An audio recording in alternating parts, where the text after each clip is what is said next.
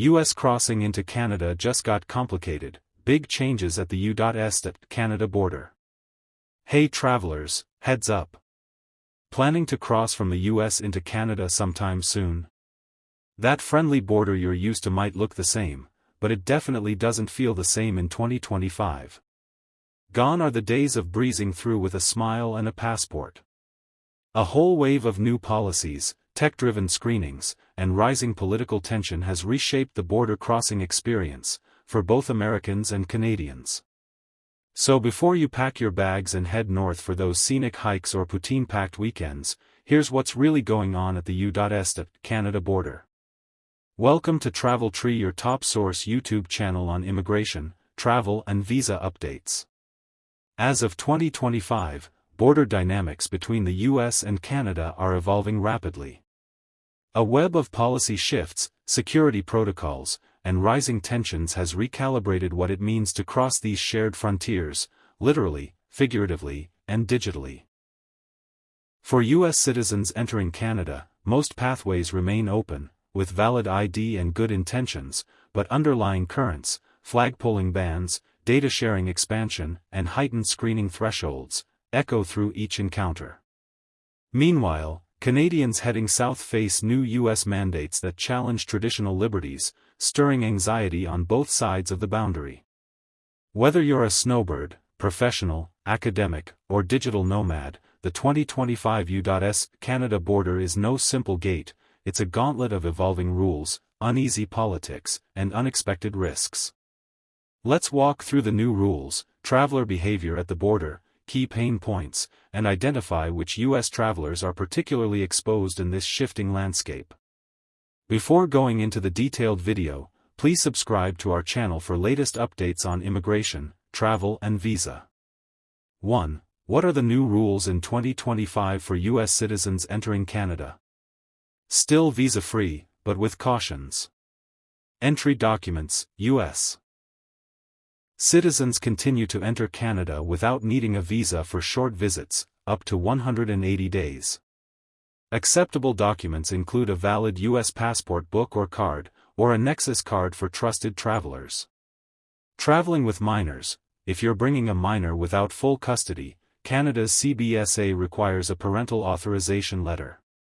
Flag polling is no more, but U.S. citizens are exempt.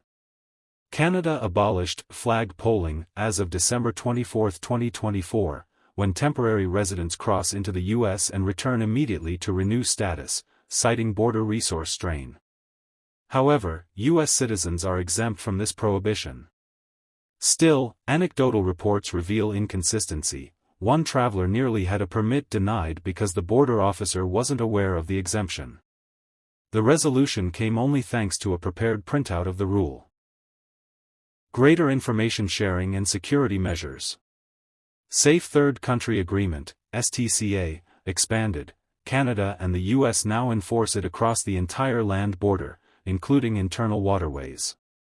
As a result, daily illegal asylum crossings dropped from an average of 165 to just 12. Automated data exchanges intensified. Canada's IRCC now uses expanded data from U.S. systems to verify electronic travel authorization (ETA) applicants and screen for fraud.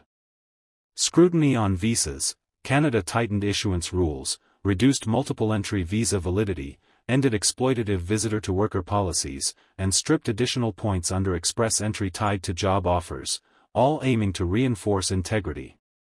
Note: no new obligations for U.S. citizens registering with Canada. U.S. citizens don't face new registration or biometric mandates when entering Canada, unlike Canadians traveling to the U.S., who now must register using USCIS Form G325R for stays over 30 days without I-94. 2. Behavior at the border, what travelers are experiencing. Mixed messages, digital barriers, and lingering confusion. Tension persists. Anecdotal testimonies describe border agents who are unfriendly or overly confrontational, even toward experienced or legitimate U.S. travelers. Device searches and privacy concerns. Though this is more emphasized for those entering the U.S., Canadian travelers also face amplified scrutiny of their digital devices, as Canada warns its nationals to expect increased border interference from the U.S. Administrative stumbling blocks. Need to know the rules. One U.S. traveler nearly had a permit activation denied due to an officer's ignorance over flag polling exemption, highlighting how inconsistency among border personnel can derail otherwise legitimate crossings. Uncertainty on documentary allowances. Confusion lingers around whether enhanced driver's licenses, NEXUS cards, or birth certificates suffice, especially when documentation rules remain inconsistently enforced. Feedback from travelers. Drop in cross-border day trips, blame on political tensions and fear of scrutiny. One U.S. border town lawyer said Canadian day tripper numbers are down to levels not seen since the pandemic. 3. Problems faced by travelers. 1. Procedural confusion and inconsistent enforcement. Officers unfamiliar with new exemptions or policies can lead to undue delays or even denials, requiring travelers to carry printed proof to navigate unexpected roadblocks. 2. Escalating diplomatic tensions impacting travel sentiment. U.S. Canada political friction, ranging from tariff threats to inflammatory rhetoric, has chilled travel willingness on both sides. Canadian tourism to the U.S. is down significantly. Americans are becoming wary of visiting as well. 3. Data sharing and preclearance heighten digital risks. Canada now closely integrates ETA data with U.S. immigration systems. Similarly, U.S. border agents increasingly conduct deep searches of electronics, even without suspicion, especially aimed at Canadians, but U.S. citizens might face similar scrutiny in return visits. 4. Border infrastructure changes curtailing informal movement. Flag pollings and an expanded STCA reinforce legal crossings only. Informal or quick turnaround trips are being dismantled, altering travel behavior and expectations. 5. Fear-driven declines in travel and economic impact. Travel drops. Canadian bookings to the U.S. dropped 20 to 40%, car trips are down, and economic downturn looms. Both nations lose as tourism grinds to a halt. 4. Who among U.S. travelers are at greatest risk at the U.S.-Canada border? 1. Individuals without proper documentation or clarity. Those lacking U.S. passport or NEXUS. Using only an enhanced driver's license or birth certificate may still work, but inconsistencies persist. Better to travel with a valid passport to avoid confusion. 2. Temporary residents navigating permit activation. Those entering Canada to activate work or study permits, statements similar to IEC permits, must securely know their rights, and may face confusion at the border even when exempt. Preparedness and documentation are essential. 3. Travelers carrying sensitive electronic data. Academics, journalists, or researchers with confidential information are advised to tread carefully.